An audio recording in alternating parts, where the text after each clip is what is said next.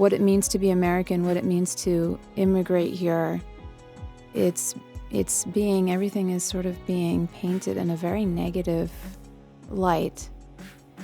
And this ideal of coming to this country, working hard, if you believe you're American, then you are American. I feel like that's being challenged.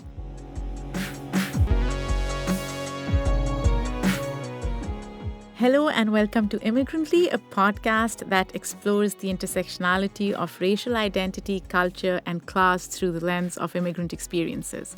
Before we begin our episode, a quick reminder that we have GoFundMe. Please donate whatever amount you are comfortable with. Your donations help us keep the lights on here. Every dollar counts. You can get the link on our website at immigrantlypod.com.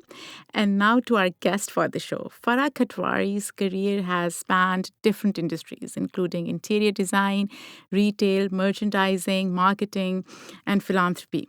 She serves as a board member of the Westchester County Human Rights Commission, steering committee member of Indivisible Westchester, New York, committee member of Human Rights Watch, New York, and she's also on the board of Refugees International. And guess what? She's a podcaster. She hosts Westchester Indivisible podcast. Welcome to the show, Farah. So excited to have you here. Hi, Sadia. Thank you so much. Glad to be here. So we'll start with your parents. Your dad, who's a successful entrepreneur, he immigrated to the U.S. in 60s as a student. And then your mom joined him later. In fact, they got married on, I think, phone was, right? That's right. So can you talk a little bit about their journey to the U.S.? Sure. My parents were both born in Srinagar, Kashmir.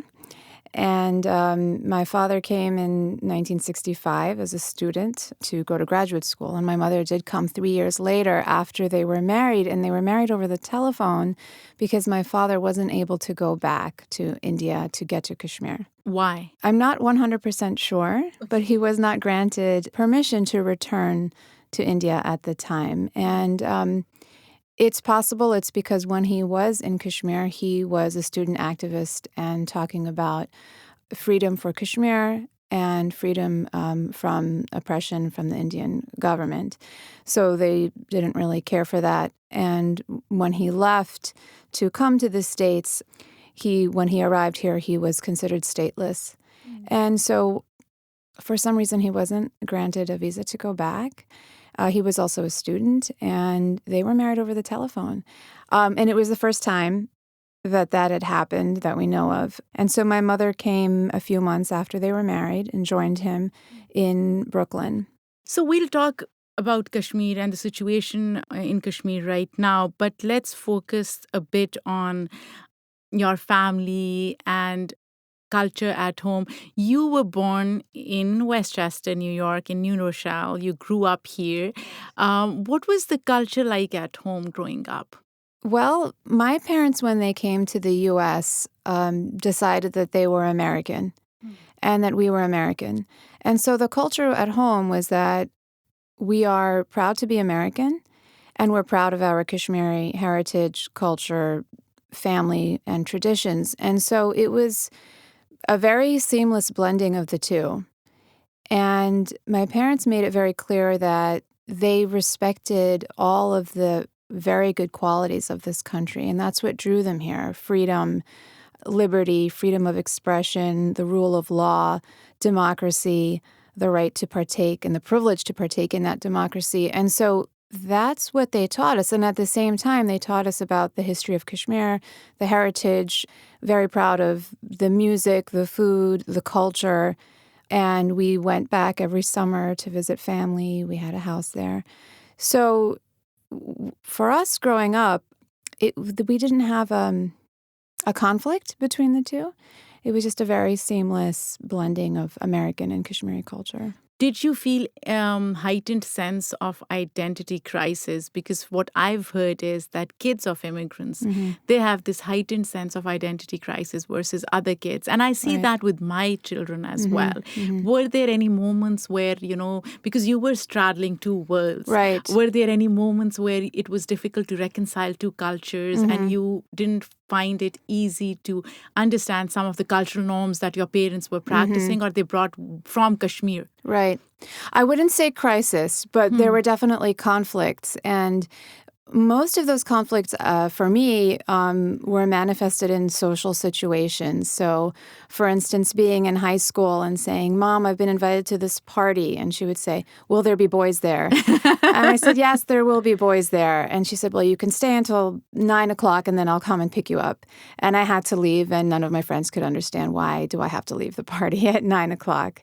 These kinds of things, having to be at home at night, not being allowed to go roam around, or even go to the movies late, not being able to sleep over friends' homes.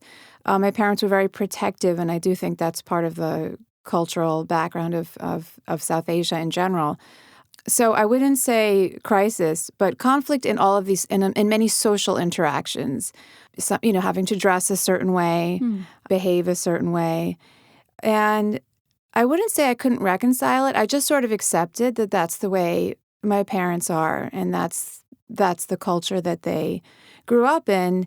And when I'm in that environment with other people from the same culture, this is just the way it is. So whether I agreed with it or I disagreed with it or I was frustrated because I couldn't do what my friends were doing, I just accepted that that's the way it was.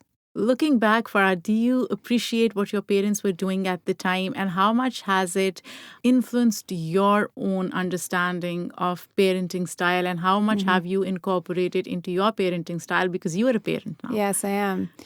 I appreciate what they did. I know it was from a place of being protective, and for them, this was a new country for them, and they were parents for the first time and in a country that was new to them, relatively speaking. They didn't have family around them, so they didn't have that support. So I understand where they came from. Do I think they were overprotective? Yes, I do, for sure. And I wouldn't repeat that with my children, and I don't. But I find things sneaking in. I'll say things to my kids, and I'm like, oh my God, that's what they would say, or it comes from there. And I would say, compared to my peers, I'm more protective. And I do think that comes from them. But I'm not as worried as they were, and definitely give my children, they're young, but I give them more freedom, I think, than I had. So you mentioned you used to go back to Kashmir every year.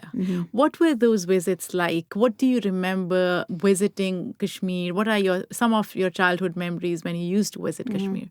Those were, I think, the best summers of my life and golden years of my childhood. So we would leave the day school got out. We were on the plane the next day with our mom, and we came back, I think, the day before school started. So we had a good almost 3 months there.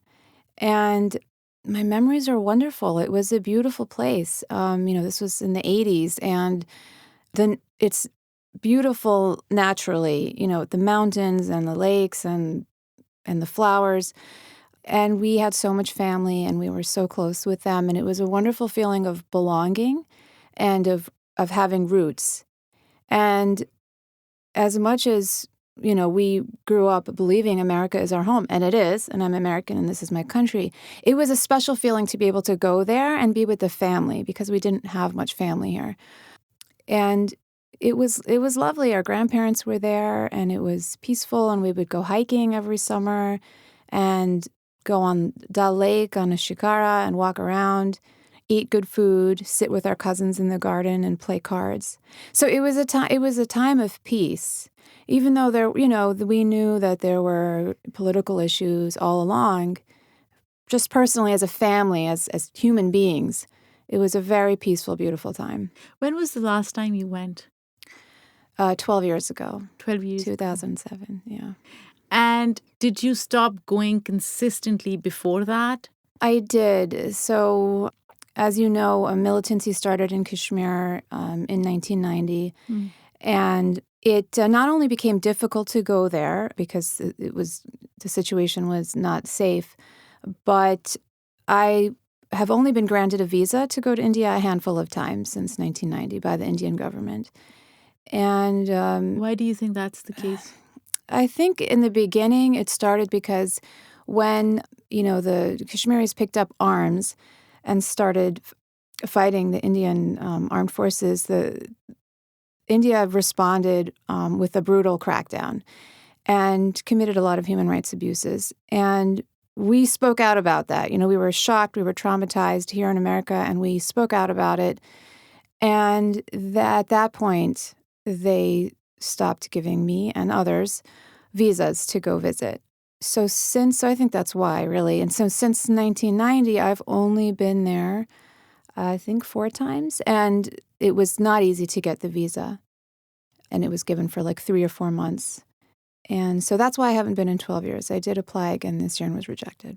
So let's talk about the situation in Kashmir. You've been very vocal about it on Twitter and other platforms. Mm-hmm. It's been a month since lockdown was imposed in Kashmir, and residents are trying to resist Indian government's move to revoke Article 370.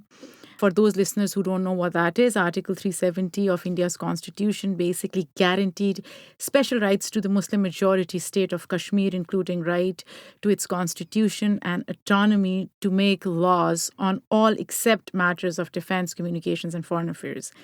Since last month, India has sent even more, like thousands of additional troops to the already highly militarized region. It has imposed crippling curfew, cutting telecommunications and internet. And there is this brutal crackdown. Kids are being detained. We recently heard about a kid who was killed, Asrar Ahmed Khan. He was hospitalized for almost a month. He was injured on August 6th and he died yesterday. So Farah, how, as a Kashmiri American, American of Kashmiri descent, what do you think is going on? And I believe you have family still there. Mm-hmm. And how are they dealing with this atrocious situation? And what are your thoughts on all that's going on in Kashmir right now? I'll start with the personal. I do have a lot of family there. And we have not been able to speak to them for 35 days. I think my mother got through twice by chance to her sister and was able to find out that she's all right. But we haven't been able to hear from all of the family. And even within Kashmir, they cannot call each other to find out how they're doing because the landlines and the cell phones are cut. And this is how it is for most people. They cannot call their families, and they have not been able to speak to their families for over a month. People have elderly parents, they have relatives who are ill, or even if they don't, just not knowing what's happening is terrifying for so many people. What's happening now is a real egregious violation, I would say, and crisis. And it's not happening in a vacuum. There have been 30 years of a cycle of violence in Kashmir, and Kashmiris have really been suffering. But the problem does go back 70 years to the partition of India and Pakistan, and I don't know how much you want to get into the details, but what we've seen in the last month is a real breakdown of Indian democracy. And, India is the largest democracy in the world and was based on principles of secularism and pluralism. And we know that hasn't been the reality on the ground all of these decades. And certainly for Kashmiris, that has not been the reality. They have not enjoyed that. How has it been different for Kashmiris? It's been different for Kashmiris and it's been different for minorities across India. But I can only speak to the Kashmiri, or try to speak to the Kashmiri experience to bring their voices here because they can't speak for themselves. I mean, just going back to 1947 in Kashmir, you had rigged elections, you had people placed in power by the government of India to stay loyal to them. And then in the last 30 years with the militancy, the violence, and there has been violence on all sides, and many people have suffered. Militants have committed human rights abuses. Kashmiri Pandits were forced out of their homes. The Indian Army cracked down very brutally on Kashmiris. And one of the biggest problems we have in Kashmir is this Armed Forces Special Powers Act, which has been in effect all these decades, which basically gives the Indian Armed Forces impunity. To do anything. To do anything. They're not held accountable, and they don't have to be held accountable, and they know it. The Supreme Court of India even challenged it and had a special human rights committee who said that this should be rescinded. and the government didn't respond, actually. So this Special Forces Act has been a tool of oppression for the last, well, at least 30 years. And so now what we see with this kind of a shutdown, an internet has been shut off in Kashmir periodically. I think it was 52 times this year before August 5th.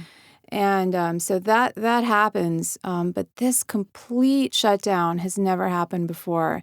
And I think it's really unheard of for a democracy to do something like this, to completely cut off 7-8 million people from not only the rest of the world, but from each other. And this is happening in other parts of India, not the kind of shutdown and the kind of crackdown that's happening in Kashmir, but other human rights violations. And that's basically some people would attribute that to the current government, which is a Hindu nationalist government. And do you feel betrayed by Indian government as a Kashmiri? Well, I'd like to say that because I'm a person who stands up for human rights everywhere, I would like to say that there are human rights abuses across the South Asian region in all of the countries, Pakistan, India, Bangladesh, Sri Lanka, and others. And so when I see that anywhere, I will stand up for that and stand up against that abuse of power.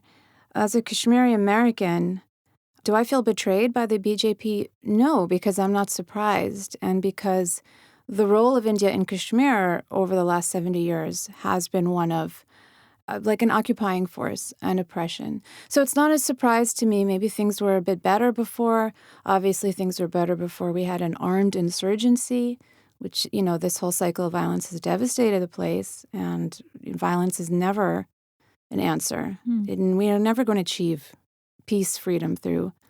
What would peace look like in Kashmir if I were to ask you, as a Kashmiri American who has family in Kashmir, who used to visit Kashmir every year during his summer break, what would peace look like if you were given a chance to have that peace? I mean, I don't want to comment on political resolution, but demilitarization of the area. It is the most highly militarized zone in the world. In the whole world. It's Doctors Without Borders has said that Kashmiris are amongst the most psychologically affected people in the world. And this is not Syria. This is not Rwanda. This is Kashmir, which nobody pays attention to. Demilitarization within the Kashmir Valley and along the borders. India and Pakistan, Kashmir is their soccer ball that they're kicking back and forth. Are you hopeful that at some point in future there will be a referendum or a plebiscite? Is that hope still there for Kashmiris? Because that's something that was stipulated in UN Security Council resolutions. That's something that was supposed to happen. It hasn't happened. That's right. But is that something that you hope would happen, and let Kashmiris decide whether they want to live with India or be with Pakistan or just be an independent entity? Yeah. Well, the fact is those UN resolutions exist, and the international community promised the people that they would have that right to self-determination. So I think it's important to mention it and to stress it. At the same time, what does that look like? What will the options be? Because when those resolutions were passed, it was binary, India or Pakistan. Now, is that still relevant? You have part in Pakistan, you have part in India, you have part in China. There are 5 distinct regions with distinct languages and cultures. So it's complicated. But yes, those UN resolutions exist, and the people should have the freedom to decide their future. Are you disappointed in how international community has responded to crisis in Kashmir? Are you surprised at all? Over the last month? Yeah, over the last month. I am surprised at the attention that it has received in the U.S. We have 17 representatives from Congress so far who have made statements in support of Kashmir and the lifting of the shutdown and return to democracy and human rights and resolution to the conflict. Let's not fool ourselves that just ending the shutdown is the solution itself. That's just something that needs to happen. Most Kashmiris are used to the world not paying attention and not listening. And it's very isolating. And this is a chance for us to try and bring the Kashmiri voice and lift it up. So we're doing the best we can. And Farah, and you're right. I mean, I've seen coverage by New York Times and Washington Post, and I've been pleasantly surprised because they've been consistently paying attention to crisis. We have Anga session coming up. It starts on September 17th, September 18th. That's UN General Assembly session that starts soon. And Prime Minister Narendra Modi of India will be addressing UN General Assembly, I believe, on September 27th. We'll try to release your episode before that, just to create more awareness and let people know what Kashmiris or Kashmiri diaspora is thinking. But is there a message that you have for the international community? And what are your expectations from that? What do you want the international community to address during Anga session? Right. Well, first of all, I think the international community needs to hold India responsible to its own constitution and its own claim to be the world's largest democracy, number one. And number two, Kashmir is an international issue. It is not an internal issue of India, and it is not a bilateral issue between India and Pakistan. It is an international issue where Kashmiri voices need to be at the center. It is in the middle of two nuclear-armed powers who have already been to war twice over Kashmir, and that possibility is always there. And the third thing is the suffering of the Kashmiri people, of all of the people there, is real, has been ignored, has been traumatizing. And so this is what I would say to the international community. Hold India accountable to being a democracy, number one. Two, pay attention that you have the two nuclear-armed countries at conflict.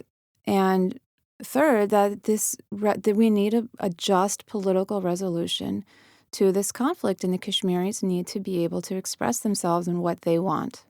Farah, let's move to your activism locally as well. You were involved in Indivisible Westchester County. Again, for those who don't know, it's a grassroots organization that promotes progressive advocacy, does progressive advocacy and electoral work. How has the progressive movement evolved since 2016 elections? That's when you joined Indivisible. That was probably the trigger for you. And what is the role of Muslim community within the broader realm of progressive movements in the United States right now?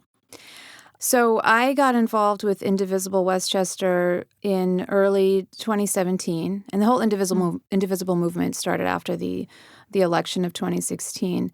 And, that election really changed my perspective. Whereas I've always paid attention to democracy, human rights, but it really was mostly our foreign relations, Kashmir, South Asia, other parts of the world, and I've been engaged. This really turned me around and made me focus at the local level, and I realized I need to pay attention to what's happening in my own backyard because that's where democracy starts, and it builds up from there. So Indivisible Westchester has grown since then. We've been very active. We work with other Indivisible groups within Westchester.